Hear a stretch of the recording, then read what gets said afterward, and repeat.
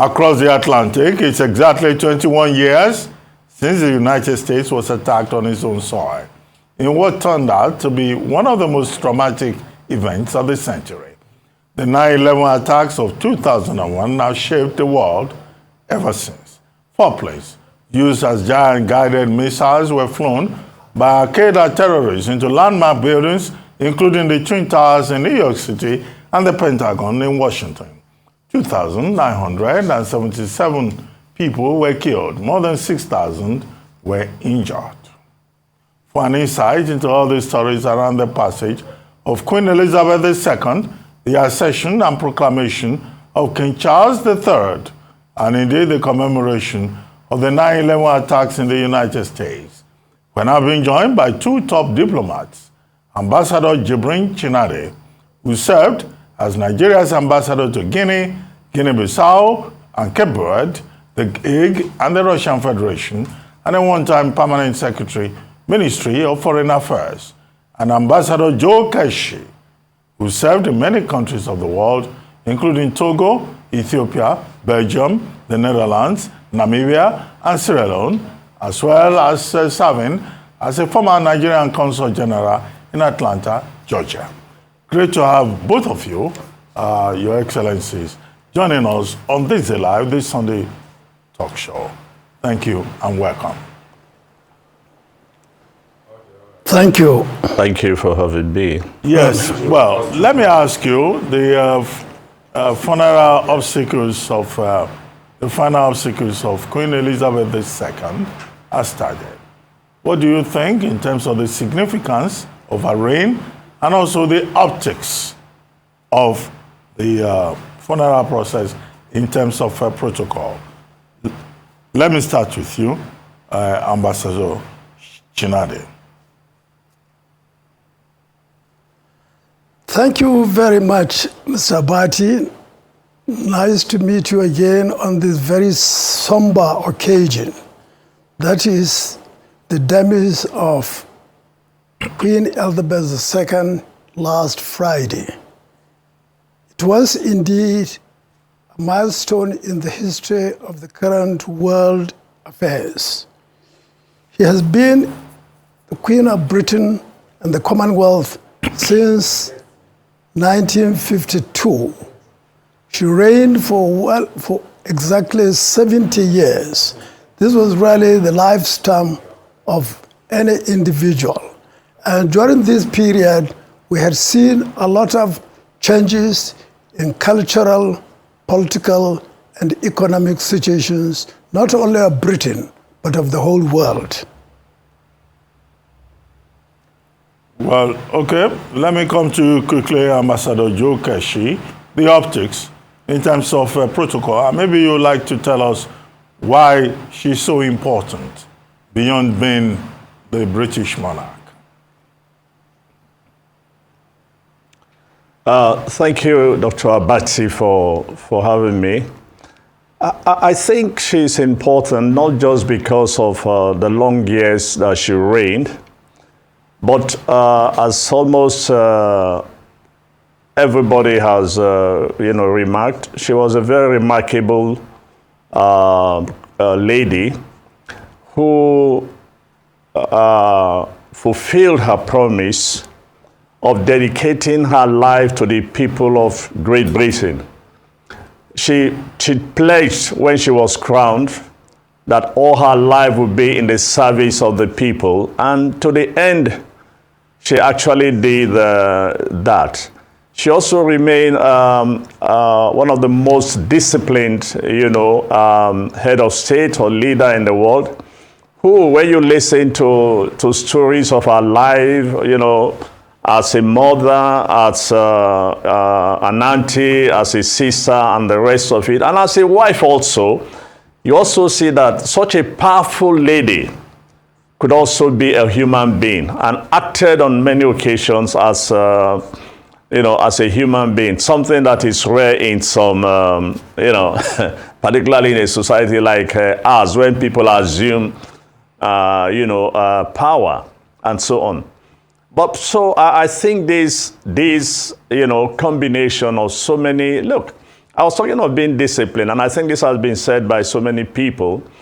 She's probably a lady as a Queen of England that has met so many heads of state and interacted with so many people, with about 16 or 15 prime ministers, about the same number of United States presidents, not to talk of other world leaders. But nobody has ever heard her opinion on any of these leaders and people she has met. It just shows you how disciplined, you know, and how she took her functions and oath very, you know, very seriously. But you talk of the optics. As we watch the events since Thursday or Friday, I think it's very important for us here in this part of the world to look at what is going on. As a matter of fact, myself and a few colleagues just met this afternoon, and we were reflecting on the death of the Queen and the protocol that is being, you know, the optics you talked about. And the question around the table was, where did our protocol break down? Where did we get it all wrong? And so on. So I sincerely hope that as we watch this, we also we see a lot of discipline in the system. You know, we see a lot of discipline in the system. We see how protocol, you know, is supposed to work. And when you allow protocol to work the way it is working, everything is seamless, everything works wonderfully well, and there's very little confusion, you know, but everything just looks so magnificent. It's almost unbelievable, and it shows you the amount of work and planning that has gone into this. As a matter of fact, on the day she died, I remember, I think it was the BBC that was saying that, there's been some discussions and plans already. What they needed to do was to update the program. But you could see that right from the very day she died till today, everything has been seamless, you know, in the transfer of constitutional monarchy from one queen to a new king. Okay, well, Ambassador Chinade, I would like to come back to you. I mean, you were head of chancery in London. Please do so. Yes, and at the time you were in charge of the Commonwealth Task Force. Now, quickly, the relationship between the UK and Nigeria and between the UK and the Commonwealth. Yes. I will start first of all by a personal note. I first saw the Queen in 1956 when she came to Nigeria, and I was then a very junior student in the secondary school in Bauchi. We were drafted to Jos to go and see her. Since then, when I joined the Foreign Service in '64, my first posting was to London. And I could recall vividly the first tea party we attended at the Buckingham Palace in 1966. I was then a very young junior diplomat, but we were there to see the reception organized for all foreign ambassadors at the Buckingham Palace, which was personally attended by the Queen. Since then, of course, I had also the opportunity to organize her visit, or to take part in the organization of her visit as part of the presidential team to Nigeria in 2003, when she came for the CHOGM conference here in Abuja. That also gave us an opportunity to see her and to listen to her words of wisdom when she addressed the heads of state of the Commonwealth. Of course, her death or disappearance on the scene is a serious issue for the world, in the sense that she has played a very active, she is in fact so devoted to public service, so committed to constitutional monarchy. This was a queen who has reigned for 70 years, and nobody has ever heard of any crisis between her and her 15 prime ministers of Britain. She has been the head of the Commonwealth of well over now 56 countries, and there has never been any incident to hear her own political opinion on any of the issues, because she knows her limited function as a monarchy. All the issues were handled by the British Prime Minister or the heads of the Commonwealth, and she has played this devoted service to Britain, to the Commonwealth, which Nigeria was part of, and to the whole world as a queen and as an individual with a serious sense of duty and devotion to her responsibilities. Well, Ambassador Keshi, I wanted to bring up the point about what Ambassador Chinade said with regard to the Queen's political neutrality. Her son is now King Charles III. Do you think that King Charles III will be able to maintain the same level of political neutrality and also act as a stabilizing force, as her mother did, within the Commonwealth and in multilateral situations? As Prince of Wales, Charles has been controversial. She has taken controversial positions on a number of issues. I remember, I think environment is one of them. But for a man who has prepared for this job for over 70 years, for a man who has prepared for a job over 70 years, you know, the British tradition when it comes to, succession, the planning starts almost the day the heir apparent, is born. You can actually see what happened. I think it was yesterday I think it was yesterday, where almost instantly that he was proclaimed the king, he handed over the duties of the Prince of Wales to Williams, indicating that the preparation for Williams to succeed the father has also started. So I want to believe, and I strongly hope that as Charles III, the new king of England, that he has learned considerably a lot from the mother, and that she would follow the mother's footsteps. You know, sometimes we say it's very difficult to fill the shoes of the fisherman, but I can almost say that for 70 years, the new king has been preparing for this job, and now he has the job. He has learned a lot from the mother. He has heard everybody say wonderful things about the mother operated, her dealings with the various prime ministers and the rest of it. So we look forward that Charles III will follow the footsteps of the mother. And in any case, he has also made a commitment.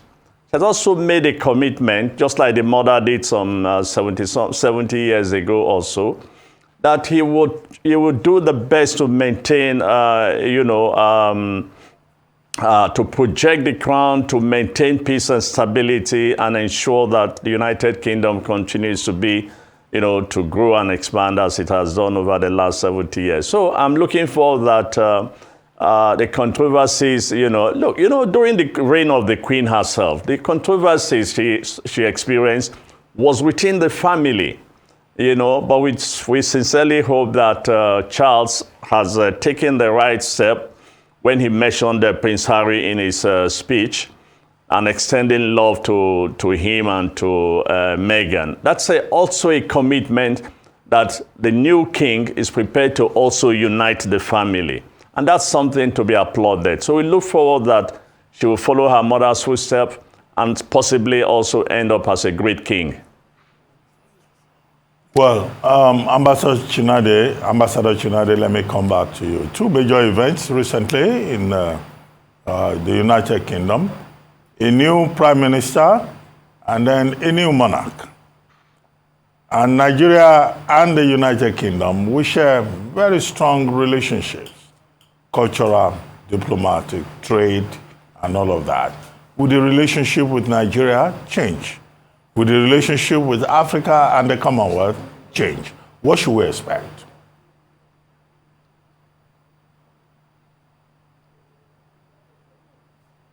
sense that there will be any dramatic change in the usual diplomatic relations within the bilateral nations of Britain and Nigeria. But I would also like to add one thing, that the King Charles III, of course, is a different person from a different generation. He is now the King of Britain in the 21st century, and he has already been identified with a number of issues that he has devoted his life to: climate change, the environment, youth development, and so many others. And I believe he is not going to drop entirely out of these three international and national themes. Nigeria, fortunately, has always enjoyed good political relations with Great Britain. And we hope and pray that this change through a constitutional monarchy will not in any way bring about any abnormal change within our bilateral relations. We have enormous economic trading groups with the British government. We have educational facilities, cultural facilities, and in fact, their greatest legacy in Nigeria is their language, to which we are now speaking in English. So we hope and pray that the monarchy of King Charles III and the presidency of President Buhari will continue to foster this very strong relationship between the two countries, both at bilateral level and within the Commonwealth. Well, Ambassador Keshi, on this day, 21 years ago, September 11, popularly known as 9/11, the United States was attacked. 3,000 persons, close to that, lost their lives in that infamous 9/11 incident. And it's now remembered as the day that never dies. President Biden today, in laying wreath, says, well, it's a day of renewal and resolve, and also of remembrance. Can you talk to us about 9/11 and the message, the meaning, the significance, not just for the United States, but for the rest of the world, particularly with regard to the implications of terrorism? Well, I remember that morning very clearly. I had just stepped out of, I have just driven out of my house when I got a phone call from my son, who then was schooling in New Jersey, and told me that a plane has hit one of the buildings of the World Trade Center. And I thought it was a joke, and I said to him, this is not time for such a joke. You know, as we were speaking, I was still in the car, the phone went off, and before I could call back, he called back again and said another plane has hit, the second building. And I got scared, and I said, listen, by the way, where are you? And he said he was on the bridge. I can't remember whether it was the Hudson Bridge. And I screamed, I started shouting, I said, get out of that bridge as quickly as you can, even if you have to abandon your car. Because whoever did the first and the second hit would likely go after bridges, in the United States. And, well, of course, fortunately, that did not happen. But yes, it's a day of remembrance because almost everybody like me can remember where they were when they heard about, what happened at the World Trade Center. But in so many ways, it changed the world. In so many ways, it's also changed America, itself. I just give you one example, of the change that the world experienced. 9/11 led to making international travel or travel at any airport at all challenging because of the enormous amount of security that was put in place as a result of 9/11. And of course, Americans themselves without thinking so much, were put into a war that they had to fight for over how many years now, you know, and that in itself, you know, has contributed a lot to the division you find today in the American political system. So yes, it was a day that the world as a whole, you know, changed. And so when what Biden said today is absolutely true. Since then, America has changed, you know, but we thank God that they have also recovered, and that the world itself is gradually recovering until the recent, you know, COVID. But everybody will continue to remember 9/11 and the post 9/11, what happened, and the changes that have been brought about in the world itself. Well, thank you, Ambassador Keshi. Ambassador Chinade, let me come back to you. Your thoughts on 9/11, and particularly the fact that here in Nigeria, we also face a challenge with regard to terrorism. We have been told, President Muhammadu Buhari has said, terrorism should be wiped out by December. Well, is that possible? Are we doing the right things to make sure that we do so? Thank you very much. Certainly 9/11 has changed the world and has changed the level of international relations across all borders, in the sense that the international terrorism that has appeared in America has not only confined itself there, but all parts of the world since then. We had a lot of incidents of terrorist activities across the whole globe in the world. And now in Nigeria, we have our own version of terrorism called Boko Haram and all other names. Of course, it's all a challenge to each and every one of us to assist and contribute to search for a solution to these threats to each and every one of us. It's not only the responsibility of state governments, it's the responsibility of each and every one to assist the security services, the military service, to fight this international challenge. It's across the whole globe. It's not confined to Africa or Europe or America. It's a world challenge. And I'm glad to say that our government has come out to commit itself to the Nigerian public that by the end of this year, there will be no terrorist activities in Nigeria. All I can say, we'll continue to pray for that objective to be achieved. We'll continue to support our military and security services to achieve this target, which was set by the president. And I will only appeal to all Nigerians to cooperate and support the president to achieve this commitment for the overall interest and survival of the country as a whole.